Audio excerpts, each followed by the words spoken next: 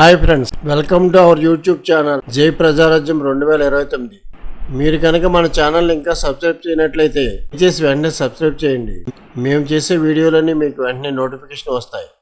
పహల్గాం ఉగ్రదాడికి ప్రతీకారంగా భారత్ పాక్ పై మెరుపుదాడులు చేసి పాకిస్తాన్ లో చేసిన విధ్వంసం చూసి ప్రతి భారతీయుడి హృదయం పులకించిపోయింది. కానీ భారత్ లో ప్రధాన ప్రతిపక్షం మాత్రం పాక్ పై భారత్ చేసిన ఈ మెరుపుదాడిని రాజకీయ కోణంలోనే చూడటం విచారకరం. ప్రతిపక్ష పార్టీ అధికారంలో ఉన్న పార్టీ చేసే తప్పుల్ని ఎండగట్టాలి, అంతేగాని అధికారంలో ఉన్న ప్రభుత్వం ఏం చేసినా తప్పే అన్న ధోరణిలో వ్యవహరిస్తే ప్రజల నుంచి మరింత చేత్కారం ఎదురవుతుంది.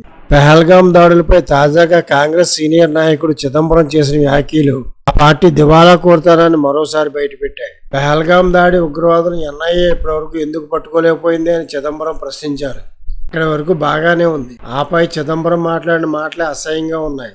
ఆ ఉగ్రవాదులు పాకిస్తాన్ నుంచే వచ్చారని ఎందుకు అనుకోవాలి? వాళ్ళు స్వదేశీ ఉగ్రవాదులు కూడా అయి ఉండొచ్చు కదా అని చిదంబరం అంటున్నారు. ఆయన దృష్టిలో పాకిస్తాన్ ఏమీ తెలియని అమాయక దేశం, వాళ్లపై మనమే అనవసరంగా ఉగ్రవాదాన్ని పెంచి పోషిస్తుందని అభాండాలు వేస్తున్నామని చిదంబరం సార్ మాటల ఉద్దేశం. ఎంతకంటే హేయమైన మాటలు ఉంటాయా?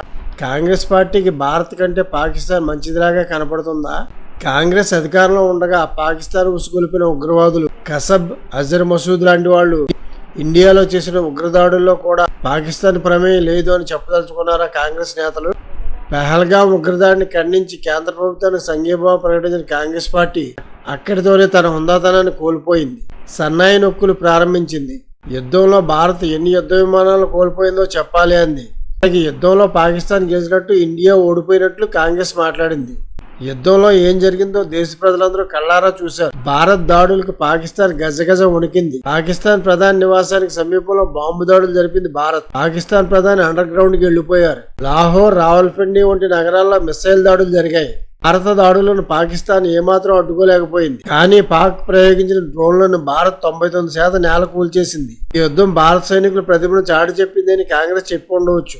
అది కాంగ్రెస్ కి గౌరవంగా ఉండేది. ప్రతి అంశాన్ని రాజకీయం చేయాలనుకుంటే ప్రతిపక్షం విలువ మరింత దిగజారడం తప్ప ప్రయోజనం శూన్యం. సీనియర్ నాయకుడు చిదంబరం లాంటి వాడు ఇలా మాట్లాడడం అంటే కాంగ్రెస్ పార్టీని పూర్తిగా బొంద పెట్టాలని భావిస్తున్నారా?